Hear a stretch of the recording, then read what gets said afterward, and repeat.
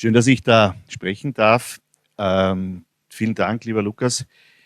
Vieles, was du schon gesagt hast, kann ich nur bestätigen. Auch in meinem Leben hat es Krisen gegeben, wo ich nicht mehr gewusst habe, ob ich den Beruf richtig bin, ob ich nicht doch irgendein Handwerk lernen soll oder irgendwas Gescheites. Ja, man dachte, das kann es nicht sein auf die Dauer.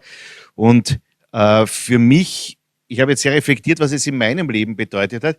Der größte Vorteil für mich war gefühlt, war, dass ich nicht mehr lügen muss. Also, dass, wenn mir wer sagt, was ihm wehtut, dass ich ihm das glauben darf und dass ich nicht irgendwo ihm erklären muss, dass ihm eigentlich woanders wehtut. Ja? Und dieses Lügen, habe ich gemacht, das halte ich unmöglich durch bis zum Ende, bis zur Tod oder Berentung oder was auch immer Ziele sein mögen. Ja?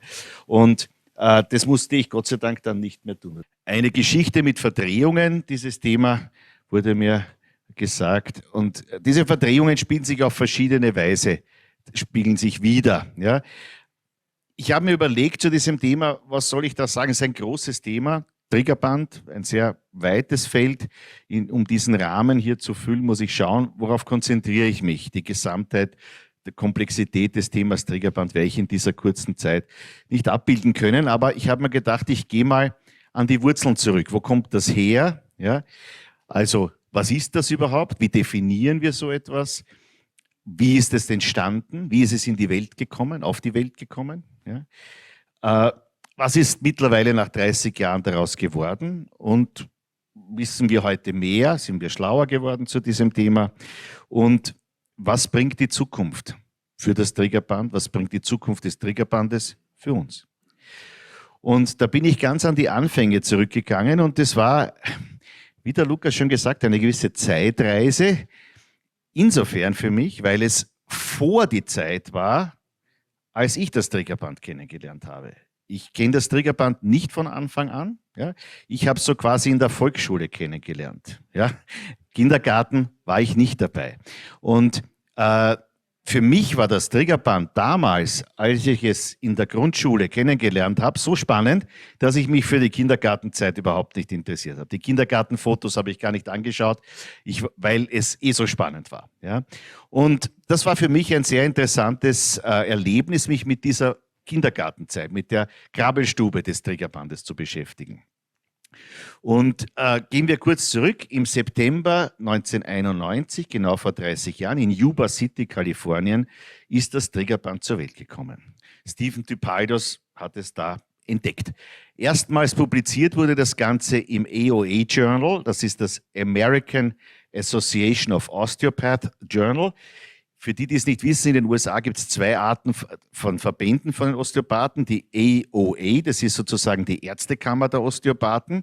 Da sind auch alle Augenärzte und alle, die DO sind dabei. In der AAO, das ist sozusagen die Glaubenskongregation. Das sind die Gralshüter, die wirklich die Leute angreifen und knacken. Das ist vielleicht 10% von den Osteopathen, aber das ist sozusagen die Orthodoxen.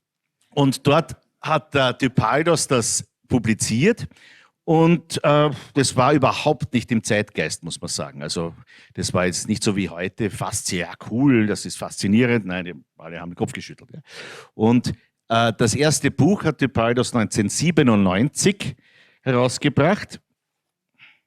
Könnt ihr es euch nachher anschauen. Und der erste FDM-3-Tageskurs war in Wien an der WSO, nicht irgendwo in Utah oder in Albuquerque, nein, der war in Wien an der WSO. Der erste komplette FDM-Kurs, wo der Typaidos sein Modell vorgestellt hat. Ja. Das waren sozusagen die Kindertage, die Krabbelstube des FDM.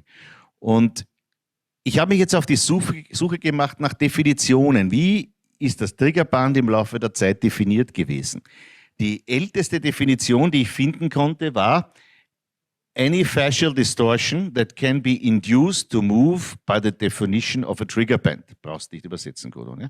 Jede Fasziendistorsion, die im Rahmen der Behandlung bewegt werden kann, ist per Definition ein Triggerband. Im ersten Artikel, das der Typaidos geschrieben hat, 1994 im AAO Journal, hat er das so definiert. Ja? Habe ich sehr interessant gefunden. Wir erkennen daraus, dass zu diesem Zeitpunkt die Zylinderdistorsion zum Beispiel noch nicht mal erdacht war. Die war noch nicht mal am Horizont. Sonst wäre diese Definition zu dem Zeitpunkt nicht möglich gewesen, weil wir das beim Zylinder dauernd sehen, dass das beweglich ist. Ja.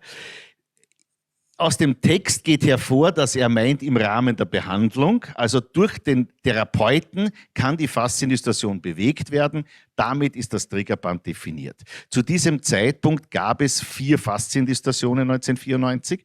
Muss man wissen, das war Triggerband, HTP, Kontinuumdistorsion und Faltdistorsion. Zylinder und tektonisch gab es noch nicht.